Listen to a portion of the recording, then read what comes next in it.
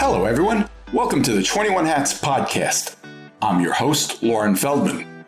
This week, we meet Jackie Russo, the co-founder and CEO of Brand Russo, and the latest addition to the 21 Hats podcast team. Jackie tells Jay Goltz and Laura Zander how she went from working for Barry Diller to starting her marketing agency. Jackie also explains why she recently decided to introduce a 4-day work week, and why she thinks her agency has now gone 8 months and counting without signing up a new client, the longest such stretch in more than 20 years in business. I find it interesting, responds Jay. You just said this is the first time you've ever had such a long period without new business. And oh, we went to a 4-day work week. How interesting. Plus, Laura talks about what happened when venture-backed competitors came for the knitting industry and how stressful it is to buy and operate another business in another state. Even in good times, owning and running a business can be a lonely pursuit. Our hope is that these weekly conversations, brought to you by our principal sponsor, The Great Game of Business, will let owners know they are not alone in facing challenges. Same thing with our daily newsletter, the 21 Hats Morning Report, which Inc. Magazine named the best newsletter for business owners and which you can subscribe to for free at 21hats.com, where you can also find transcripts of our podcast episodes and lots of other articles and interviews. Joining me this week on the podcast are regulars Jay Goltz, CEO of the Goltz Group, whose companies in Chicago include a picture frame business, artist frame service, and a home furnishing store, Jason Home.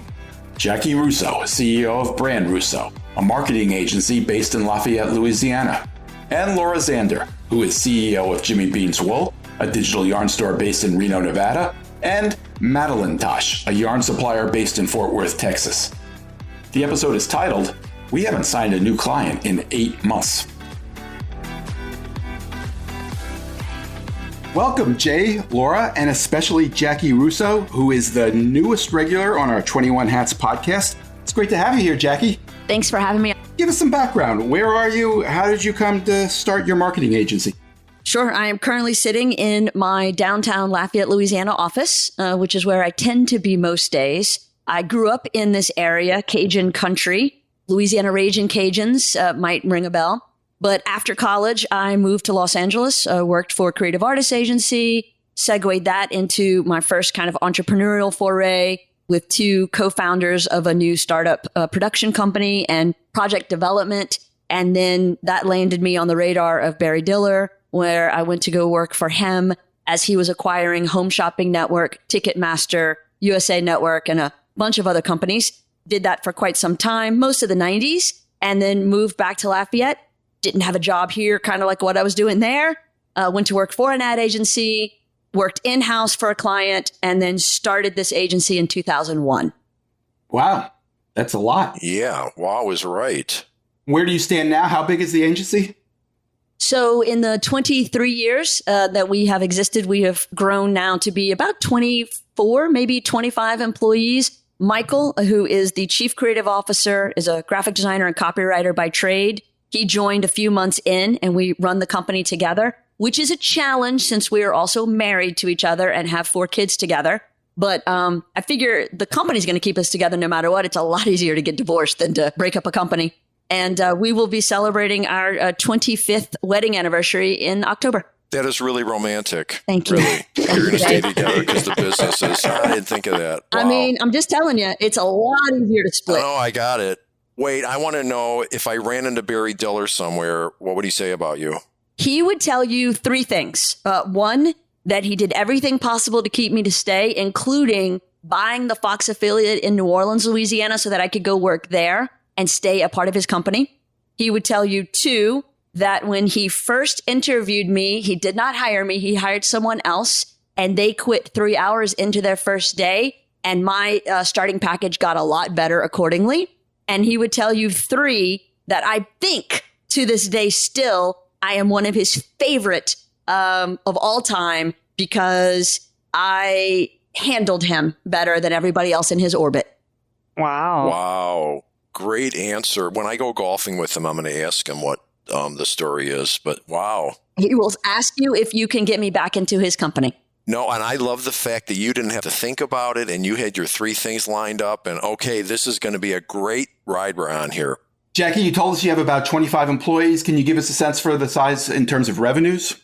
Sure. We have had this weird kind of up, down, like most entrepreneurs and agencies. We're sitting comfortably in about 3.5 million a year. I expected we'd be at 5 this year. I'm going to fall a little short of that, but we'll hit that next year at the rate we're going.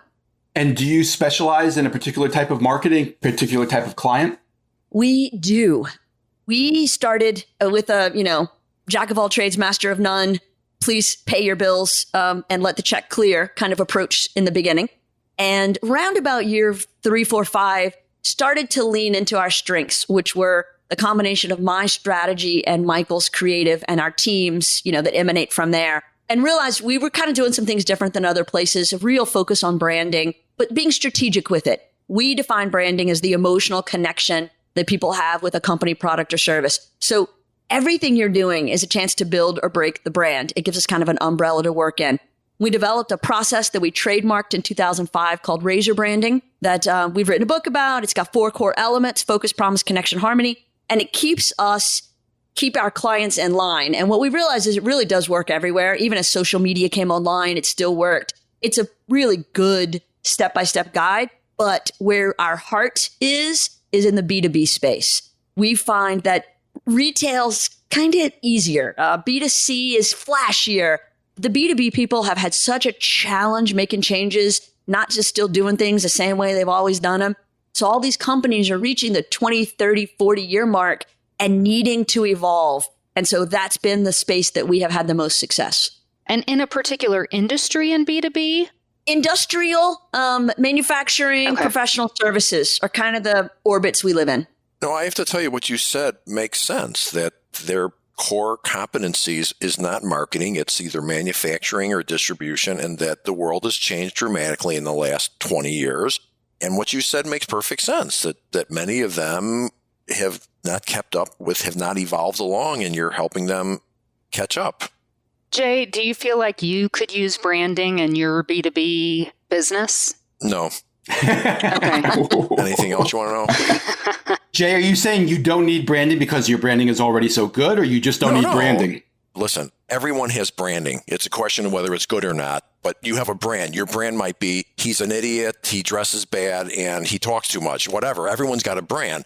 Do I have good branding for my, yes, it's all related to my core business. The wholesale that I have, I sell to picture frame shops, and it's related to the fact I'm a retailer in it. So I do believe we're communicating properly with them and resonates with them because we're also framers. So that's part of why the business has been successful. We get it because we're in their shoes. So yeah, I don't think we have any off branding with it. And I'm not spending a ton of money on anything with advertising anyway, but no, I don't. Listen, I got lots of issues. That's not the top. I've got technology issues. I don't have branding issues. Jackie, you also started kind of a side business, didn't you?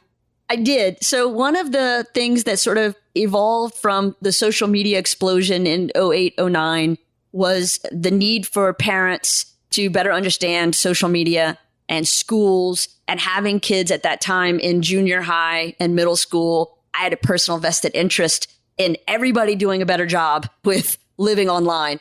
And so I started teaching classes, and I really like it, and I'm good at it, and I enjoyed it. And so that evolved into teaching marketing classes for small businesses. As my agency has grown, our clients get bigger and bigger. We don't have the avenue now to work with small startups, but I have a passion for them. And those small businesses are really what makes the world go round. And I want them to have professional guidance, even when they can't necessarily afford an agency. So I started teaching these brand builder classes, built an entire training studio, booked up a whole year of sessions. It was awesome. It was 2020. They all got canceled. So I took all those classes, recorded them, and put them online. BrandStateU, like university.com. It's been great. People can come in, take the training, learn how to do things. They get monthly lessons and guides and knowledge, and it's awesome. And then spent 3 years getting certified in the state of Louisiana. We have a couple of programs through our unemployment fund that reimburses up to $3,000 per year per employee for professional development training. So now a business can find their recent graduate or secretary assistant who's going to do some marketing and put them through marketing school and be refunded for the cost that it takes. It's a win-win for everybody. So now we're evolving it even further, have brought in 4 amazing trainers. So now we cover sales, marketing, professional development, personal development, communications, leadership, all the HR, soft skills, and anybody can bring in a trainer into their space and leave smarter. Who's signing up for these courses? Well, we're still focusing on small businesses. And so that's what's happening right now. We're seeing it from retail stores, a small jewelry store, a clothing store, insurance agents, realtors, and a lot of companies that have gotten to that 1-2 year mark and don't know how to take that next step. They don't know how to get the word out. They think it's about spending money on advertising, not really appreciating the free, it takes time, but not cash, resources they can utilize to build their brands. And so I am seeing people signing up knowing that they want to have a better culture. They want their employees to be better trained. And so it's kind of evolving from there.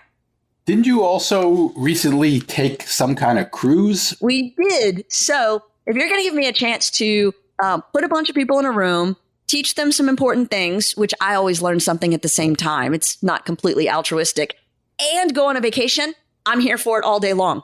So we started something called the Women's Summit at Sea. We just did one in September. We sold out our first one. It was through Royal Caribbean. We sailed out of Galveston. It was a 5-day Caribbean. We went to Cozumel and Costa Maya. But when we were at sea, half days, we had classes. And I brought in Melissa Bowen, who has the Authenticity Center. And it was her talking about internal development, soft skills, boundaries, trust. She is a therapist by trade and a coach by training. And then I talked about marketing. So it was really about building your brand from the inside out. And she's Brene Brown certified, so it kind of tied all those pieces together. It was awesome. So we've got 2 scheduled for 24, one in April that'll be co-ed, one in September that's all women again. And we just signed the contract with Royal Caribbean for 25 because we're taking our show to the Mediterranean. I'm wondering, is there anything that's going on wrong in your business, or is everything just perfect? Let me give you the whole list. So things that go wrong. In the 23 years, the number of times I've hired people that were mismatched, misfit, we didn't have a very good training process. We still don't. We're improving it. But boy, is it far from where it needs to be.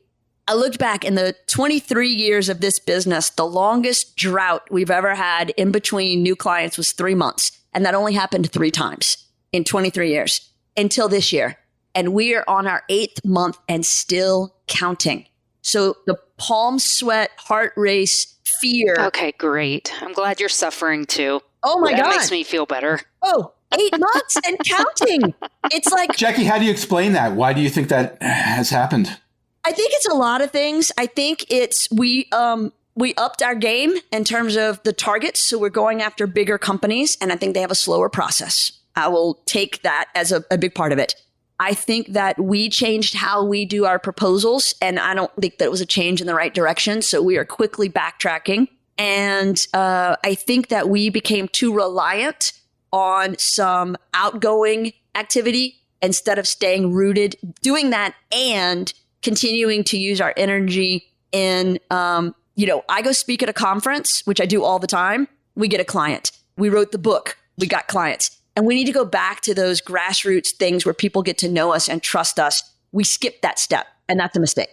Let me add on one more piece. The whole country is having an anxiety attack, and that's not helping any between the global warming and the politics and Ukraine, and you can go on to 10 more things, school shootings. I really believe the whole country is having anxiety.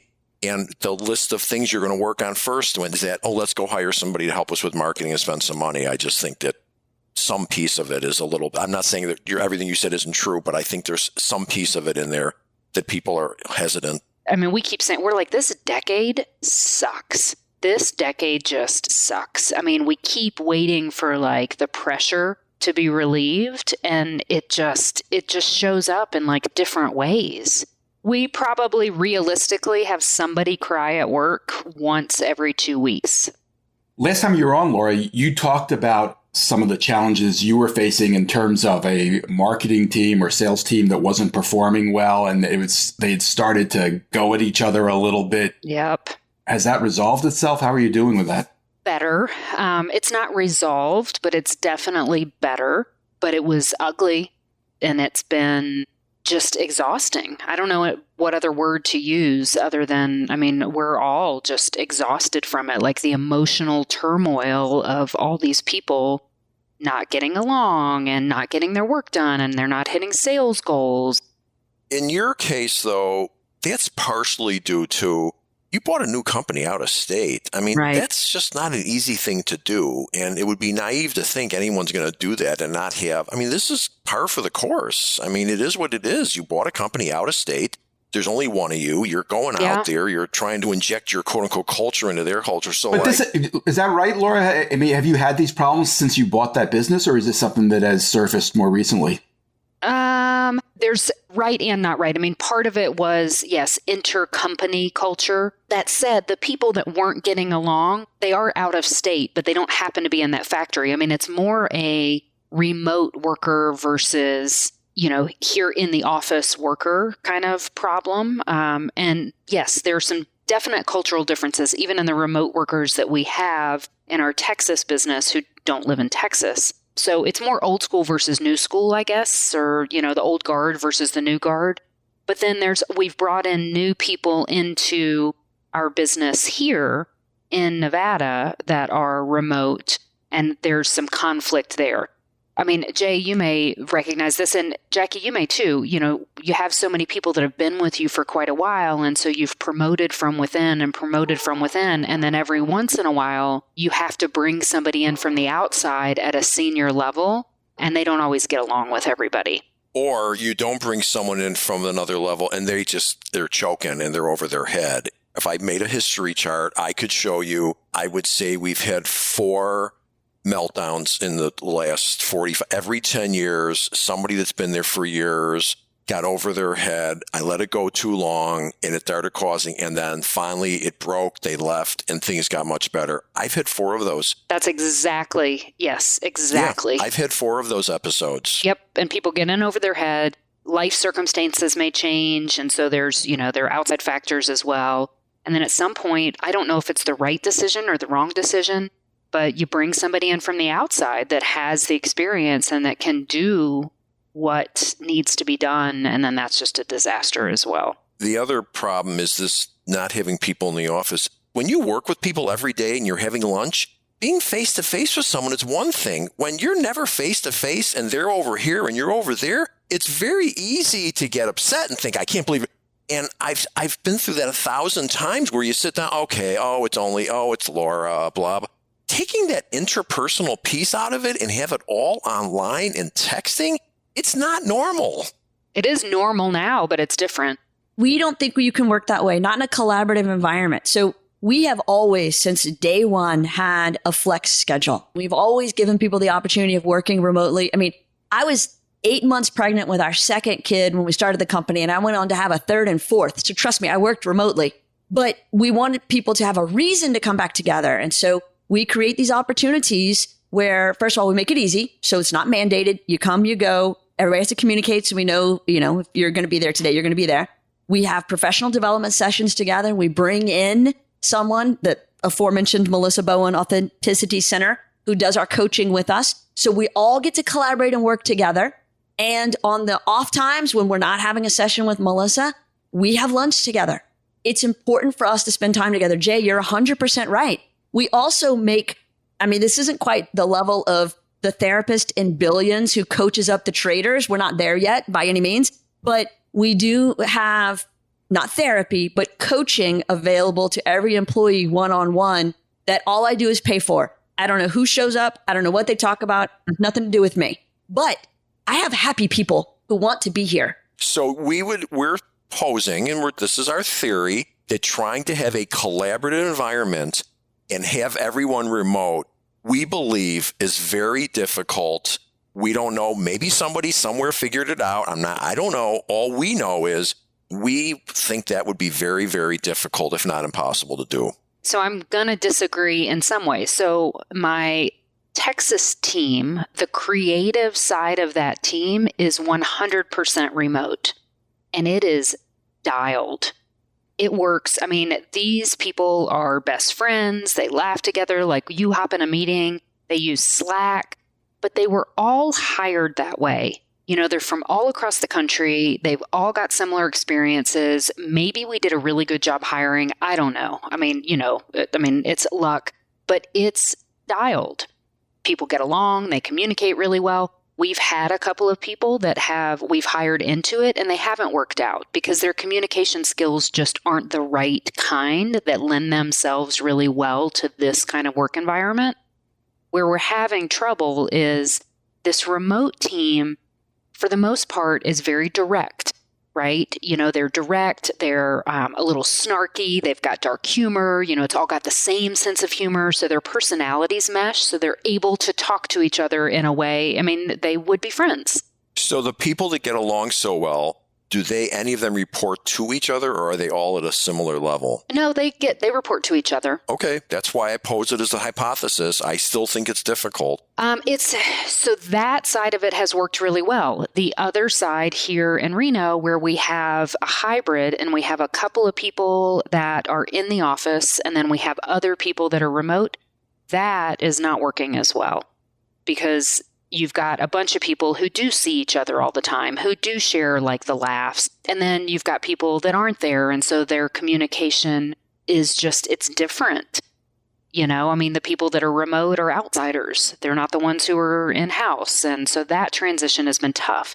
The hard part is for us, most of the talent is remote. You know, we're in a very, very small industry. And we live in a very small city. I mean, not very small, but pretty small. So for us to find the best people, they're from all across the country. They're not here in Reno. So I really think that our future is a remote future. Jackie, you went to a 4-day work week this year, correct? We did on April 1st, which everybody thought was a joke, but it's still happening. So joke's on them. And we did it as a 3-month trial. And we found lots of pros and lots of cons. And it took some workarounds and figuring it out. We don't charge by the hour.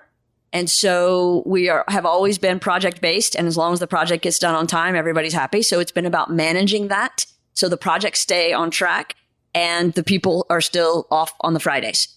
Wait. There's 2 key questions. A is this 4 days at 10-hour days to give you 40 hours? It's 4 8-hour days. So everybody's working 20% less.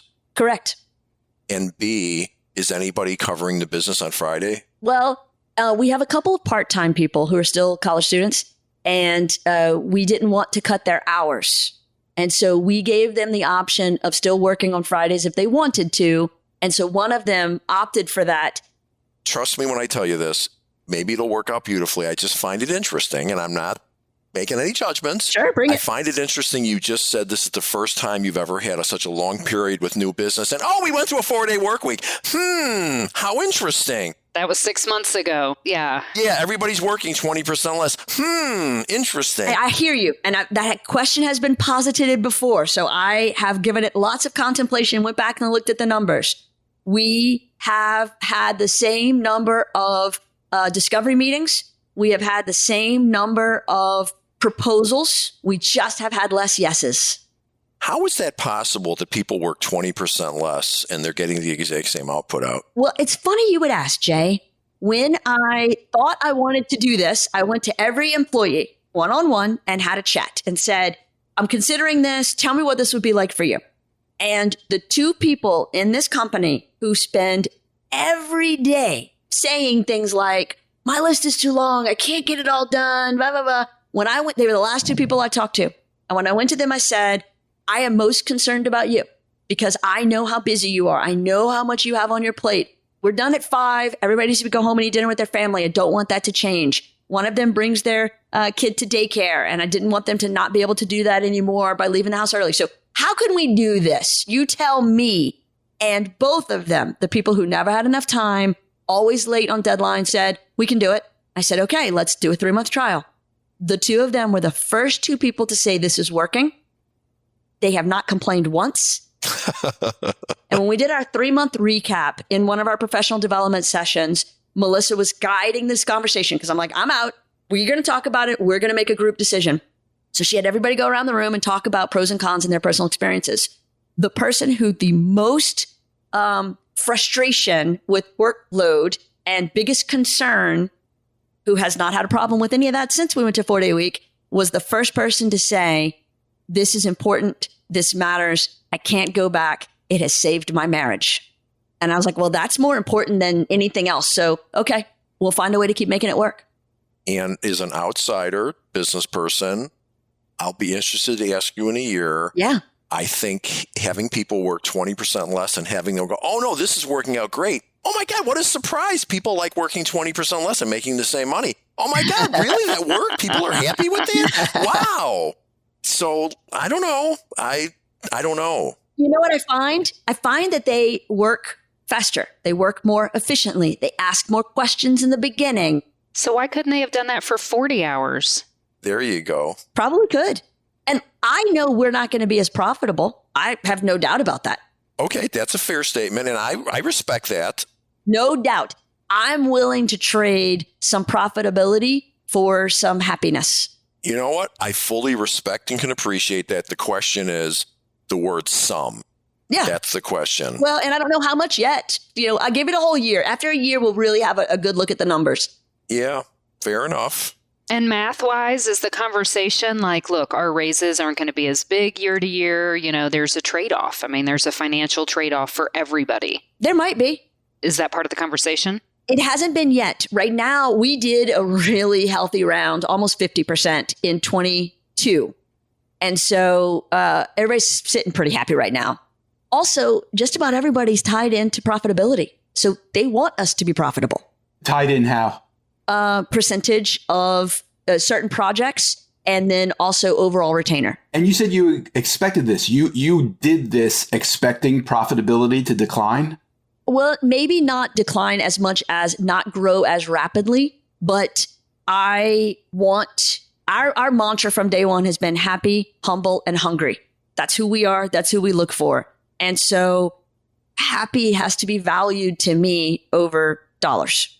And did you think profitability would not grow as fast or not do as well because revenue would not grow as fast or because you wouldn't be operating as well as you had before? When the drought is over and the people who are just hanging out there getting contracts approved and reviewed and through legal and all the things that it takes months and months to do, I will not be able to onboard as many of them as often as possible because I can't take away from the time dedicated to the current clients that we have. We have some new employees I want to onboard as well. I feel like I can keep it balanced. But when it comes down to it, in my opinion, I'm okay thinking it's going to take us that much longer to get to 10 million a year. Or maybe we tap out at 8, whatever that might be. But if I'm able to keep happy people happy and our clients, every single client has told me that they are getting their work as quickly or quicker, that it is as right or better, that they find that the first draft is closer to right than the second draft used to be. And they don't notice that we aren't working on Fridays.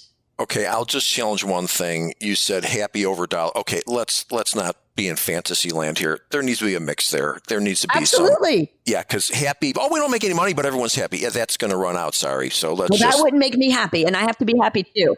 Let's just throw the word balance in there. Like, yes, certainly it shouldn't all be about money. It's happy. It's all a balancing act. But yeah. But that goes back to the Women's Summit at Sea thing we just did. That was balance. That was about if we're going to have work-life balance, 5-2 is not balanced. 4-3 is balanced. Now, if I ran a gas station and I need a cashier at the front desk, that can't be done remotely. No, that's my business. No, I can't shut down on Fridays. That's just not an option. I have privilege in that the kind of work we do for the kind of companies we do it for, we have the ability to do this. And not every company can do it and not every position can do it. So I know that I sit in a seat of privilege. I get it. But I'm going to take advantage of that privilege. And if that privilege means I get to have Fridays off, I'm taking it. And my kids are all in college. Well, I have one who's graduated, but 3 still in college. I look to the coworkers, some of whom now have birth years that start with a 2, which freaks me out. And they're starting to build their families. And I think, man, look at the stuff they're going to be able to do with their kids on Fridays. Are you taking Fridays off, Jackie? Oh, yeah. Now, Friday off to me probably looks a little different than Fridays off to other people. To me, Fridays off sometimes means I am off. I am traveling. I'm away from my desk, my computer, my everything, and I am off.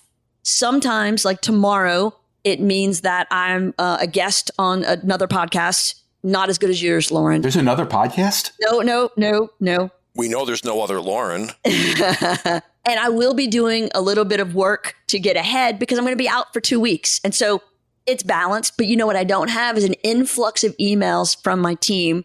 I don't have my phone ringing off the hook. So I have quiet thinking time and writing time.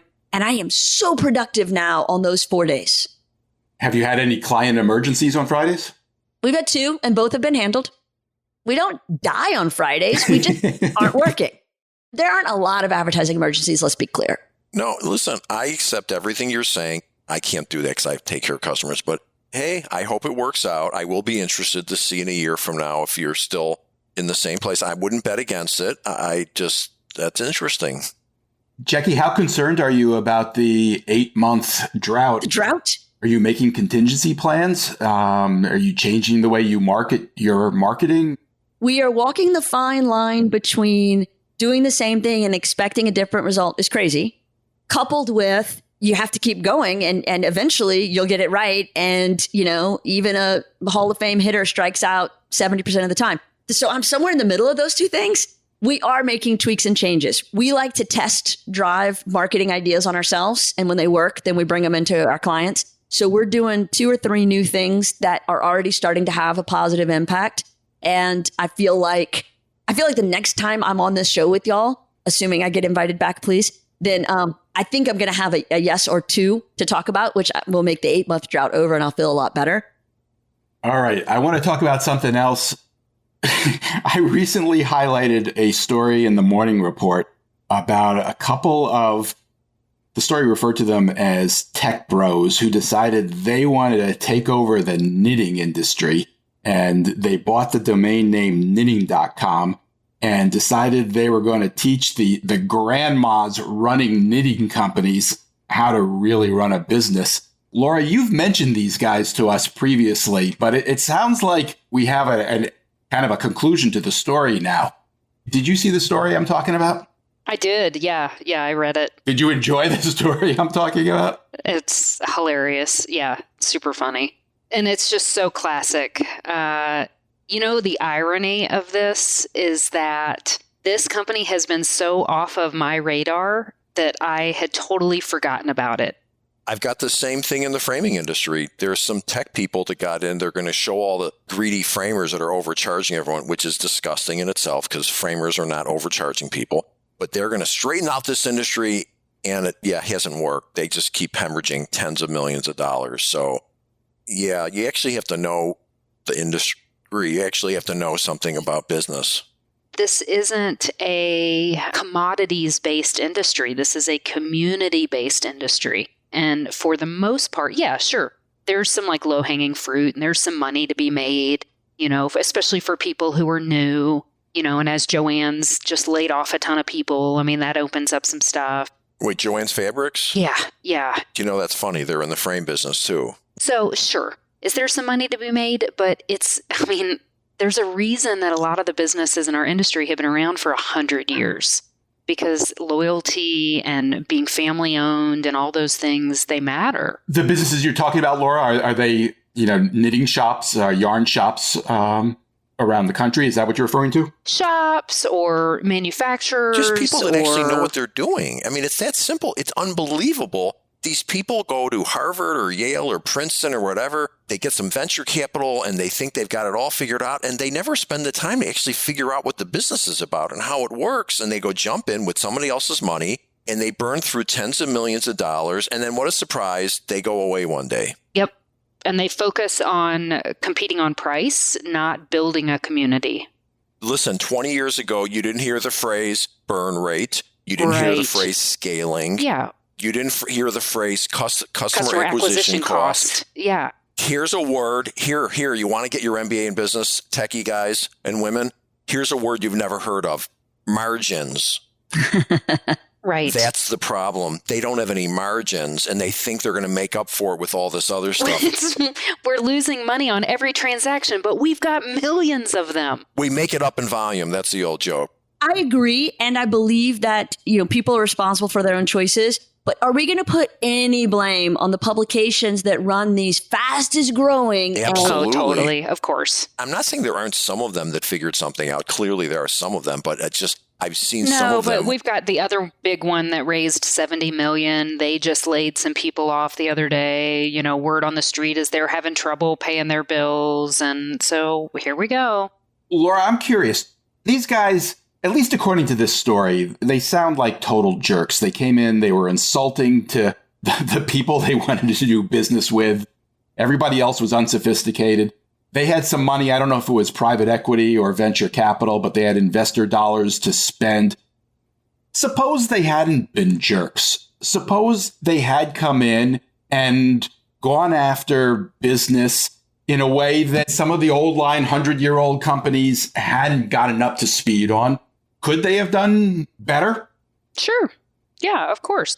I mean, there are new businesses in our industry popping up all the time. And if they can find an audience, that's great. If they have something new to contribute, that's even better because it makes our entire industry better.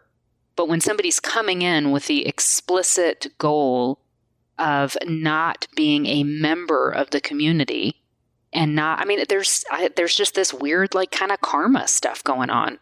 You know what? You're being kind. It's not about being a member. They're assholes. There's a difference between not being a member and being an asshole. And I've seen them do it in the frame business. They're assholes to people. Yeah, but there are members of our community that are also assholes, but they still contribute to the community. I mean, you're suggesting that everybody that's a member of our community is a nice person, and that's not true. No, I'm suggesting going into a new industry and being an asshole is not it's a small industry. It's not a good strategy. No, it's not. And I know not in this world. Maybe if it were tires or guns or, No, for sure. No, in big business, maybe you can get away with that. There was someone that came into the framing industry. Okay, made him president, got big money behind him. And I said, listen, there's 3 things you need to know about. I try to be nice. I said, there's 3 things that you need to know. 1 is we're in a design-driven industry. 2 is you have to have inventory because people sell the stuff. They need you to have it.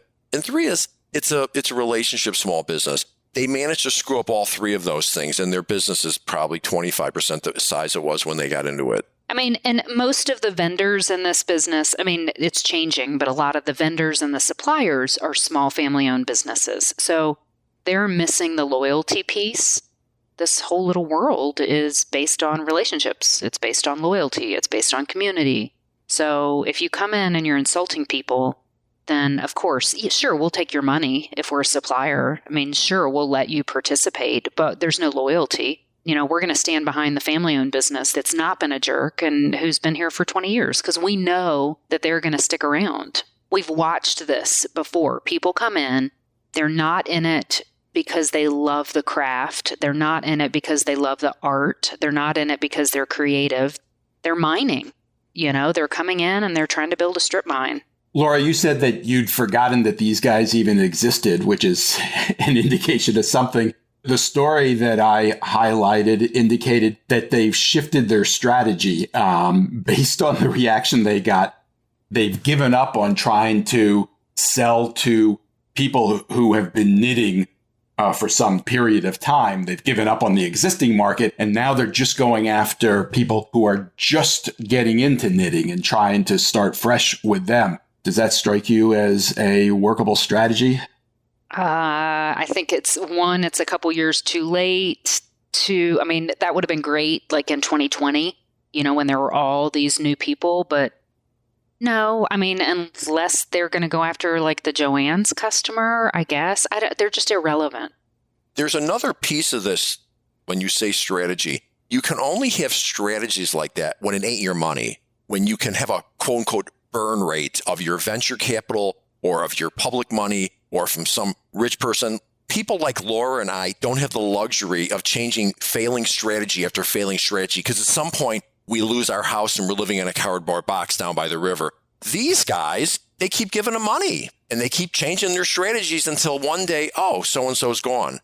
That's a pretty new phenomenon over the last 20 years. Usually people that succeeded figured it out and built on it. Now they just keep doing stuff thinking they got it figured out and keep hemorrhaging money. And I think this goes back to even us having this specific podcast in general, which is geared towards evergreen, small to medium-sized businesses, often where the founder or the owner is operationally involved versus building something to sell. And that's what these guys are all doing. I mean, they don't have any emotional, or lifestyle interest in having something either for the rest of their lives or to pass down or whatever.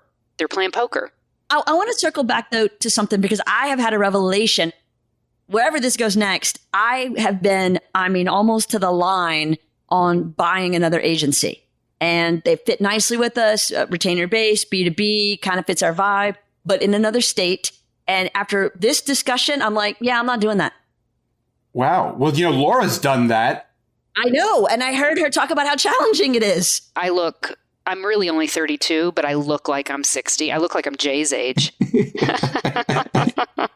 Laura, you're not sorry you bought the business, though, are you? I am not sorry. Not at all, because right now, like our Reno business is in the red right now. But our Texas business is doing really well. And so it's paying the bills. And it just goes back and forth and back and forth, But they're very different businesses. They're complementary, but it's not the same, right? One's manufacturing and one's retail. So when one is down, the other one can be up. I don't regret it, but I'm tired. Jackie, you just said something that's consistent with what you said previously. You said happy can be more important than more money. So I can assure you, if you buy an agency out of the state, it's not going to be a happy fun. There's going to be lots of challenges, and it begs the question. I have a different word than balance. Balance was important when you have little kids. Now I talk about alignment. Does that align with what you want? At my age, I need more money less than I need more aggravation. Right now, I've got it under control. Like, I really don't need the more money. Whereas when I was younger, it was different. All right. My thanks to Jay Goltz, Jackie Russo, and Laura Zander, and to our sponsor, The Great Game of Business, which helps businesses use an open book management system to build healthier companies. You can learn more at greatgame.com. Thanks, everybody. Wait. Don't leave yet. If you have a question or a comment that you'd like the 21 Hats owners to address, send it to me by replying to your morning report or by email at lauren@21hats.com. That's LOREN @21hats.com. Do it now before you forget. And don't be afraid to tell Jay what you really think. He can take it. And if you got something out of this conversation, help us reach more business owners. Tell a friend. Subscribe and review us wherever you get your podcasts. Follow us on Twitter. Subscribe to The Morning Report at 21hats.com. This episode was produced by Jess Thuberon, founder of Blank Word Productions. Okay, now you can leave. Thanks for listening, everyone.